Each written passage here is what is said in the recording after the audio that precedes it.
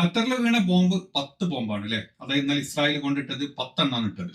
ആ 10 ബോംബിന്റെ പിന്നാലെ അറബ് രാജ്യങ്ങളിലെ എല്ലാ ഭരണാധികാരിമാരും 5ഉം 10ഉം ഒക്കെ ആയിട്ട് ഖത്തറിലോട്ട് ഓടിയെത്തുന്നുണ്ട് എന്നുള്ള ന്യൂസാണ് ഏറ്റവും ലേറ്റസ്റ്റ്. നമ്മള് ഇന്ന് രാവിലെ ഒരു വീഡിയോ ഇട്ടിരുന്നു. ആ വീഡിയോയിൽ നമ്മൾ പറഞ്ഞിരുന്നു, ഇമോഷൻസ് വാരി വാരി എറിയുന്ന കൂട്ടരാണ് പൊതുവെ മിഡിൽ ഈസ്റ്റിലെ എല്ലാ നേതാക്കന്മാരും, അല്ലെങ്കിൽ എല്ലാ കുടുംബ അംഗങ്ങളും അവിടുത്തെ പ്രസിഡന്റുമാരും പ്രധാനമന്ത്രിമാരും. അവർക്ക് ആർക്കെങ്കിലൊക്കെ എന്തെങ്കിലും സംഭവിച്ചു കഴിഞ്ഞാൽ, ഇപ്പൊ ഗസക്ക് സംഭവിച്ച സമയത്ത്, ഇപ്പം ഇറാനിൽ യുദ്ധം നടന്ന സമയത്തൊക്കെ ഇമോഷൻസ് കോരിക്കോ കൊടുക്കാറുണ്ട്. അപലപിച്ച് പിന്നാലെ പോവാറുണ്ട്. വേറെ പ്രത്യേകിച്ചും ചെയ്യാറൊന്നുമില്ല.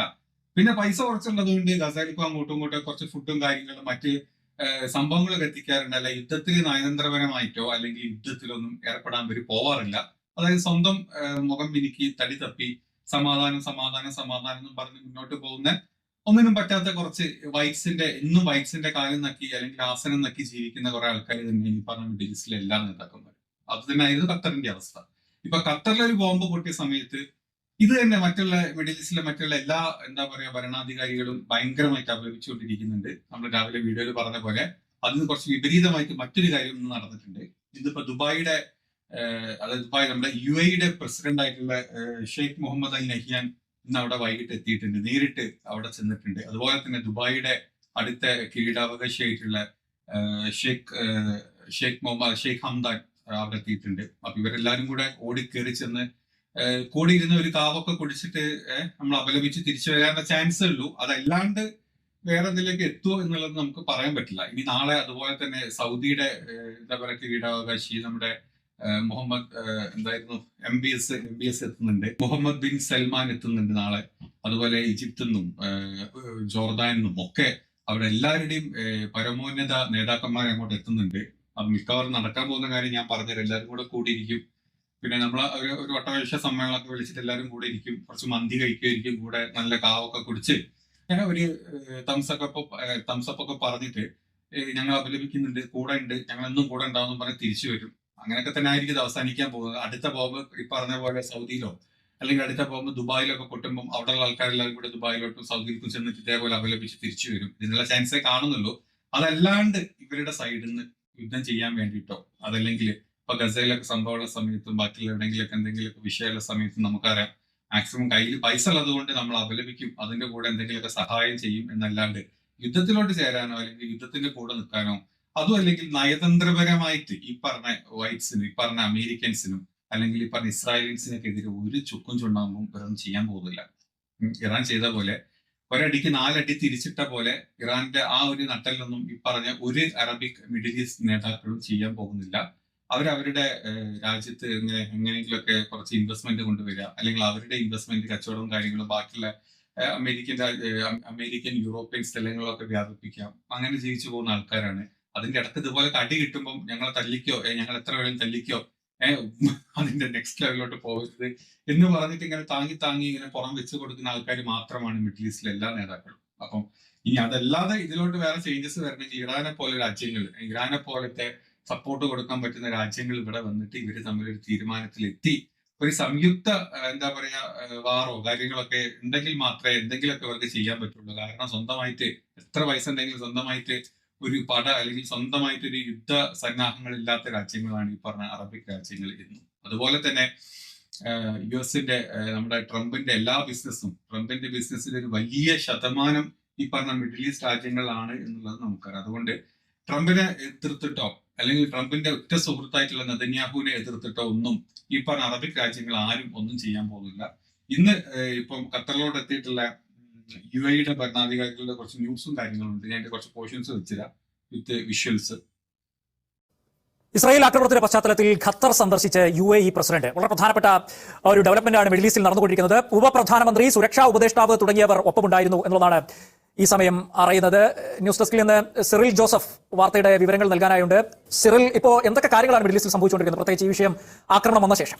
റാഷിദ്, ഈ കഴിഞ്ഞ മണിക്കൂറുകളിൽ ഇതിന്റെ പ്രകമ്പനങ്ങൾ അവസാനിച്ചില്ല. ഇന്നലെ ദോഹയിലെ ഇസ്രായേൽ നടത്തിയ ആക്രമണത്തിന്റെ നയതന്ത്ര തലത്തിലുള്ള ഒരു അസാധാരണ നീക്കമാണ് ഇപ്പോൾ ദോഹയിൽ ഉണ്ടായിരിക്കുന്നത്. ഖത്തറിന് പിന്തുണ അറിയിച്ചുകൊണ്ട് UAE പ്രസിഡന്റ് ഉൾപ്പെടെയുള്ള അദ്ദേഹത്തെ UAE ഉപപ്രധാനമന്ത്രി, അതായത് സുരക്ഷാ ഉപദേഷ്ടാവ് അടക്കമുള്ള വലിയൊരു സംഘമാണ് ഇപ്പോൾ ദോഹയിലേക്ക് എത്തിയിരിക്കുന്നത്. ഗൾഫ് കേന്ദ്രീകരിച്ചുള്ള ഈ രാജ്യങ്ങൾ, ഈ ഇസ്രായേലിന്റെ ആക്രമണത്തിനെതിരെ ഗൾഫ് രാജ്യങ്ങളുടെ ഒരു കൂട്ടായ്മ, അതുപോലെ തന്നെ പ്രതിഷേധം ഉയർന്നുള്ള സൂചനകളാണ് ഇപ്പോൾ പുറത്തു വരുന്നത്. ഈ യു എ പ്രസിഡന്റ് അദ്ദേഹത്തിന്റെ വലിയൊരു വൃത്തി കൂടി ദോഹയിൽ എത്തിയതിന് പിന്നാലെ ജോർദാൻ രാജകുമാരൻ ദോഹയിലേക്ക് എത്തുന്നു എന്നുള്ള റിപ്പോർട്ടുകൾ ഇപ്പോൾ പുറത്തു വരുന്നുണ്ട്. നാളെ സൗദി കിരീടാവകാശിയും ദോഹയിൽ എത്തുമെന്ന് റിപ്പോർട്ടുകളുണ്ട്. അപ്പോൾ കൂടുതൽ ഗൾഫ് രാജ്യങ്ങൾ ഖത്തറിന് പിന്തുണ അറിയിച്ചുകൊണ്ട് എത്തുകയാണ്. അമേരിക്ക ഇതിൽ ഈ ആക്രമണത്തിൽ ട്രംപ് പറഞ്ഞത് ഇസ്രായേലിന്റെ പ്രധാനമന്ത്രി നെതന്യാഹുവിന്റെ തീരുമാനം മാത്രമായിരുന്നു, അമേരിക്ക ഇതിൽ പങ്കില്ല എന്നുള്ള പ്രതികരണങ്ങൾ വന്നിരുന്നു. ഇത്തരത്തിൽ അമേരിക്കയുടെ ഒരു നിലപാടിലുള്ള ഈ അയവ് അല്ലെങ്കിൽ ഒരു ദാർഷ്ട്യമില്ലാത്ത ഒരു നിലപാടെടുത്ത ഈ സാഹചര്യത്തിൽ ഗൾഫ് രാജ്യങ്ങളുടെ നീക്കം വളരെ നിർണായകമാണ്. ഖത്തറിന് പിന്തുണ അറിയിച്ച കൂടുതൽ രാജ്യങ്ങൾ അത് തന്നെയല്ല, അവർ വളരെ വലിയൊരു ഉദ്യോഗസ്ഥ വൃന്ദങ്ങളും അതുപോലെ നേതാക്കളുമായിട്ടാണ് ഇപ്പോൾ എത്തുന്നത്. ഖത്തറിന് വലിയ തോതിൽ പിന്തുണ നൽകുന്നു. ഇസ്രായേലിനെതിരെ കടുത്ത ഒരു നീക്കങ്ങൾ അല്ലെങ്കിൽ നയതന്ത്ര തലത്തിൽ ഉണ്ടാകുമോ എന്നുള്ളതാണ് ഇനി കാത്തിരുന്ന് കാണേണ്ടത്. യെസ്, വളരെ പ്രധാനപ്പെട്ട ഡെവലപ്മെന്റുകളാണ് മിഡിൽ ഈസ്റ്റിൽ സംഭവിച്ചുകൊണ്ടിരിക്കുന്നത്. ഇതിനകത്ത് ഇപ്പോൾ ഈ അറബ് രാഷ്ട്രങ്ങൾ ഒന്നിച്ച് അല്ലെങ്കിൽ ഗൾഫ് രാഷ്ട്രങ്ങൾ ഒന്നിച്ചൊരു നീക്കം നടത്താൻ പോകുന്നു എന്നൊരു സൂചന ഉണ്ടോ? അങ്ങനെ വായിച്ചെടുക്കണോ? അമേരിക്കയുടെ ഏറ്റവും പുതിയ പ്രതികരണം എന്താണ്? റാഷിദ്, അത്തരത്തിലൊരു നീക്കത്തിലേക്കുള്ള സൂചനകളാണ് ഇപ്പോൾ പറയുന്നത്. കാരണം ഈ ഒരു ഖത്തറിലേക്കുള്ള ഇപ്പോൾ യു എ പ്രസിഡന്റ് അടക്കമുള്ളവരുടെ സന്ദർശനം വളരെ അപ്രതീക്ഷിതമാണെന്നാണ് ഇപ്പോൾ വാർത്താ ഏജൻസികൾ റിപ്പോർട്ട് ചെയ്യുന്നത്. അതുപോലെ തന്നെ സൗദി കിരീടാവകാശി അടക്കം നേരിട്ട് ദോഹയിലേക്ക് എത്തുന്നു എന്ന് ഉള്ള സൂചനകൾ വരുമ്പോൾ അത്തരത്തിലുള്ള ഒരു നീക്കമാണ് നമ്മൾ വിലയിരുത്തുന്നത്. കാരണം അമേരിക്കൻ പ്രതികരണം, പ്രത്യേകിച്ച് ഗൾഫ് രാജ്യങ്ങൾക്ക് സുരക്ഷ നൽകുന്നതിൽ അമേരിക്കയ്ക്കുള്ള പങ്ക് വളരെ നിർണായകമാണ്. ആ സാഹചര്യത്തിൽ അമേരിക്കൻ പ്രസിഡന്റ് ഇത്തരത്തിലൊരു നിലപാടെടുത്തതിനെ അവരെങ്ങനെ നോക്കിക്കാണുന്നു, അതിനുള്ള പ്രതികരണം എങ്ങനെ ഉണ്ടാകും എന്നുള്ള ഒരു ആകാംക്ഷ നിലനിൽക്കുന്നുണ്ട്. ആ സാഹചര്യത്തിലാണ് ഇപ്പോൾ ഗൾഫ് മേഖലയിലെ അമേരിക്കയുടെ വലിയ പങ്കാളി എന്ന് പറയുന്ന സൗദി കിരീടാവകാശി തന്നെ നാളെ ദോഹയിൽ നേരിട്ടെത്തി ഖത്തറിന് പിന്തുണ അറിയിക്കുന്നത്. ഇത്തരത്തിൽ ഇസ്രായേലിന്റെ ആക്രമണ നീക്കത്തെ അവർ എത്തരത്തിൽ നേരിടുന്നു എന്നുള്ള സൂചനകൾ വരും മണിക്കൂറുകളെ വ്യക്തമാകുകയുള്ളൂ. എങ്കിലും ഇവിടെ ഈ സന്ദർശനങ്ങൾ ഇപ്പോൾ യു എ പ്രസിഡന്റ് എത്തിയിരിക്കുന്നു. ഇനി വരും ഇന്ന് ജോർദാൻ രാജകുമാരൻ എത്തുന്നു, അതിനുശേഷം നാളെ സൗദി കിരീടാവകാശി എത്തുന്നു. ഇത്തരത്തിലുള്ള നീക്കങ്ങൾ എങ്ങനെ ഉണ്ടാകും എന്നുള്ള പ്രത്യേക ഇസ്രായേലിനെതിരെയുള്ള നിലപാട് എങ്ങനെയാണ് ഗൾഫ് രാജ്യങ്ങൾ എത്തുന്നത് എന്നുള്ള വരും മണിക്കൂറുകൾ നമുക്കറിയാം. എത്തലൊന്നൊരു കുറവില്ല. നമ്മൾ പറഞ്ഞ പോലെ ഈ പറഞ്ഞ രാജ്യങ്ങളിൽ എല്ലാവരും ഒക്കെ ഇവിടെ എത്തും. വ്യക്തി കൂടിയിരുന്ന് കാവ് പിടിച്ച് പിരിയാന്നല്ലാണ്ട് വേറെ ഒന്നും അവിടെ ചെയ്യാൻ പോകുന്നത് എനിക്ക് തോന്നുന്നില്ല. പക്ഷെ ഇവർക്ക് കുറെ കാര്യങ്ങൾ ചെയ്യാൻ പറ്റുള്ളൂ. ഈ രാജ്യങ്ങൾക്ക്, പ്രത്യേകിച്ച് യു എ പോലത്തെ അല്ലെങ്കിൽ സൗദി പോലത്തെ രാജ്യങ്ങൾക്ക് അത്രയും ഡെവലപ്മെന്റ്സ് വരുന്നുകൊണ്ടിരിക്കുന്ന രാജ്യങ്ങൾ ഓൾറെഡി എല്ലാം ഉണ്ട്. എങ്കിലും അതിന് നെക്സ്റ്റ് ലെവലിലോട്ട് ഈ പറഞ്ഞ ഒരുപാട് അമേരിക്കൻസിന്റെയും ഒരുപാട് യൂറോപ്യൻസിന്റെയും ഒരുപാട് ഇസ്രായേലീസിന്റെയും ഒക്കെ ഒരുപാട് ബിസിനസ് ഇൻവെസ്റ്റ്മെന്റ് ഉള്ള രാജ്യങ്ങളാണ് ഈ രാജ്യങ്ങൾ. അതുപോലെ തന്നെ ഇവരുടെ ഇൻവെസ്റ്റ്മെന്റ് ഈ പറഞ്ഞ പല രാജ്യങ്ങളും നല്ല രീതിക്കുണ്ട്. ഇവർക്ക് ഒരു സൈന്യത്തിനെ കൊണ്ട് അവിടെ അടിക്കാൻ പറ്റിയിട്ടില്ലെങ്കിലും മറ്റ് നയതന്ത്രപരമായിട്ട് ഒരുപാട് കാര്യങ്ങൾ രാഷ്ട്രീയ അല്ലെങ്കിൽ രാഷ്ട്രത്തിന്റെ ലെവലിൽ ഇവർക്ക് ഒരുപാട് കാര്യങ്ങൾ ചെയ്യാൻ പറ്റും. ഒരുപാട് ബിസിനസ്സിൽ ചെയ്യാൻ പറ്റും, ഒരുപാട് ഉപരോധങ്ങൾ ചെയ്യാൻ പറ്റും. ഇതൊക്കെ ചെയ്തു കഴിഞ്ഞാലും ഇവർക്കുള്ള പവറാണ് അവരുടെ കയ്യിലുണ്ട്. കാരണം അവരുടെ കയ്യിലാണ് എണ്ണയും കാര്യങ്ങളും ഒക്കെ ഉള്ളത്. ഇതൊക്കെ ഉള്ളിടത്തോളം കാലം തന്നെ അവർക്ക് പല കാര്യത്തിലും പിടിമുറുക്കാൻ പറ്റും. പക്ഷെ ഇതിലോട്ടൊന്നും അങ്ങോട്ട് ചാടി പിടിച്ച് ചെയ്യാണ്ട് ഇപ്പോഴും ഈ സേഫ് സോണിൽ കളിച്ച് ഇവരുടെ തലയിൽ കയറിയിട്ട് ഏത് നേരത്തും ഈ പറഞ്ഞ അമേരിക്കൻസും ഇസ്രായേലീസും ഒക്കെ എന്ത് വേണമെങ്കിലും ചെയ്യും. അത് മനസ്സിലാക്കാത്തോടത്തോളം കാലം ഇവരെ താങ്ങി, ഇവരുടെ ആസനം താങ്ങി ഇങ്ങനെ നടക്കും.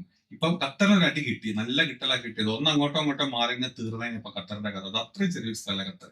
ഇത് തന്നെയാണ് ദുബായിയുടെ അവസ്ഥയും അബുദാബിയുടെ അവസ്ഥയും അല്ലെങ്കിൽ യു എയുടെ മൊത്തത്തിലുള്ള അവസ്ഥ, സൗദിയുടെ അവസ്ഥ ഒക്കെ എടുത്ത് നോക്കിയാൽ ഇത് തന്നെ അവസ്ഥ.